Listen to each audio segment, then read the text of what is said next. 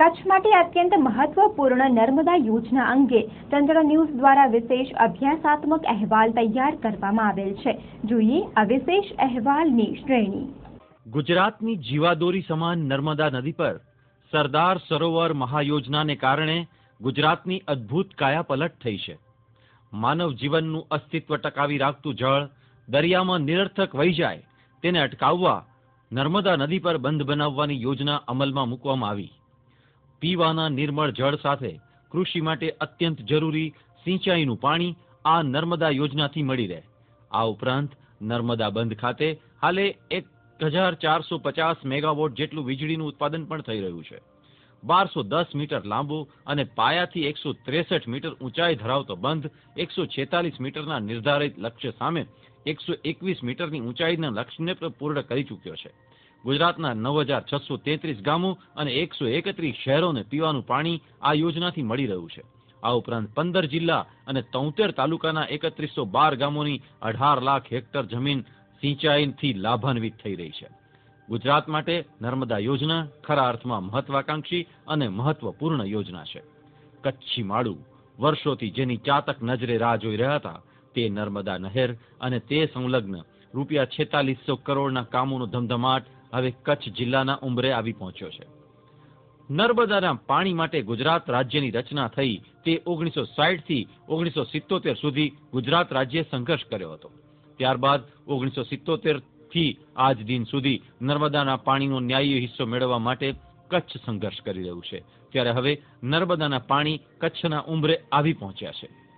ચોમાસામાં વરસાદ પડે ને માટીની પહેલી ભીની સુગંધ તન મન રોમાંચિત કરી દે તે જ રીતે નર્મદાના નીર કચ્છના ઉંબરે પહોંચે એ વાતે કચ્છી માળુઓ પણ રોમાંચિત થયા છે।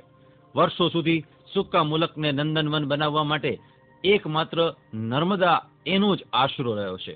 ત્યારે આવો જાણીએ આ નર્મદા યોજનાની કચ્છ શાખા નહેર અંગેની માહિતી।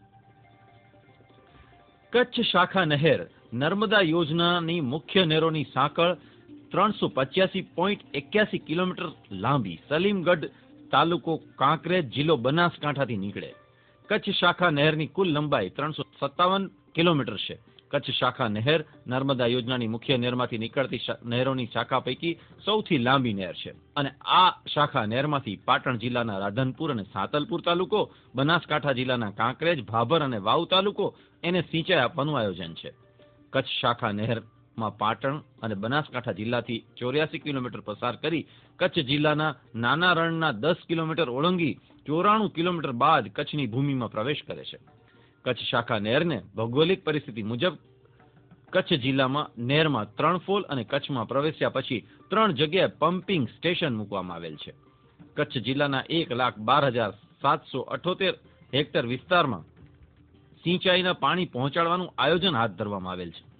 કચ્છ જિલ્લાના 7 તાલુકાના લગભગ 182 જેટલા ગામોને સિંચાઈનો લાભ આ નહેરમાંથી મળવાનો છે। કચ્છની શાખા નહેરમાંથી 3 પેટા શાખા નહેરો નીકળે છે, જેમાં ગાગોદર પેટા શાખા નહેરની લંબાઈ 58 કિલોમીટર, વાંઢિયા પેટા શાખા નહેરની લંબાઈ 23 કિલોમીટર અને દૂધઈ પેટા શાખા નહેરની લંબાઈ 75 કિલોમીટર છે। કચ્છની નર્મદા કેનાલ અંગે નર્મદા નિગમના ડાયરેક્ટર શ્રી મુકેશભાઈ ઝવેરી માહિતી આપી રહ્યા છે। મને કહેતા ખૂબ આનંદ થાય છે કે કુલ મળીને અત્યારે 3000 કરોડ રૂપિયાના કામો આખા કચ્છની અંદર ચાલે છે। આ 0 થી 82 જે છે એમાં અગાઉ 15 કિલોમીટરનું કામ 2005 અને 2008માં થયેલું। બાકીના જે કંઈ 60 કિલોમીટર જે છે એની અંદર માત્ર 1.5 વર્ષની અંદર અમે આ કામ જમીન સંપાદન સહિતનું કામ અમે કરી શક્યા છે।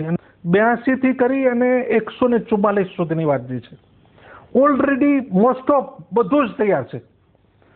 ડિસેમ્બર 2014ના એ પણ પાણી અમે એને વહેતું કરી શકવાનું, એટલે કચ્છનું જે અવતરણ જે છે, આપણે જે મને પ્રશ્ન પૂછો કે નર્મદાનું અવતરણ ક્યારે, તો 2014 ડિસેમ્બરમાં અમે કચ્છની અંદર પાણી લાવવામાં સંપૂર્ણપણે સફળતા મેળવશું અને મોટાભાગે લાઇનઅપ બાકી છે, ક્યાંક બ્રિજ બાકી છે।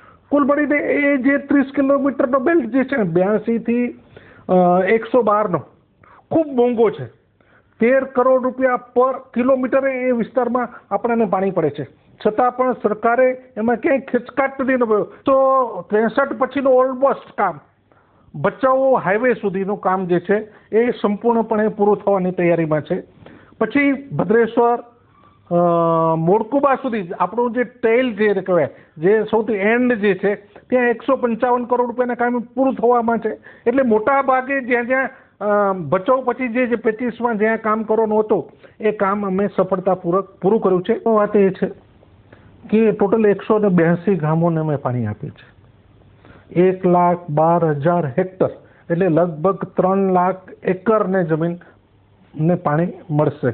કચ્છના 10 તાલુકા છે, એમાંથી 7 તાલુકાને અમે પાણી આપીએ છીએ. આ મહત્વની વાત એ છે.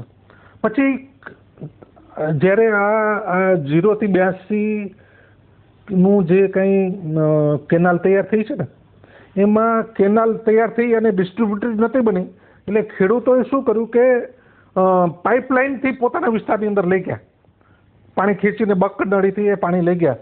આજે એ લોકો 2 પાક લે છે. માત્ર 2 વર્ષની અંદર એ લોકો આર્થિક રીતે સમૃદ્ધ થઈ ગયા છે. એટલે કુલ મળીને દર વર્ષે 2,503,000 કરોડ રૂપિયાનો ફાયદો આ 182 ગામમાં પાણી પહોંચશે. ત્યારે મારા અંદાજ મુજબ દર વર્ષે આટલો લોકો ખેડૂતોને સીધા પૈસા 2,500 થી 3,000 કરોડ રૂપિયા મળશે.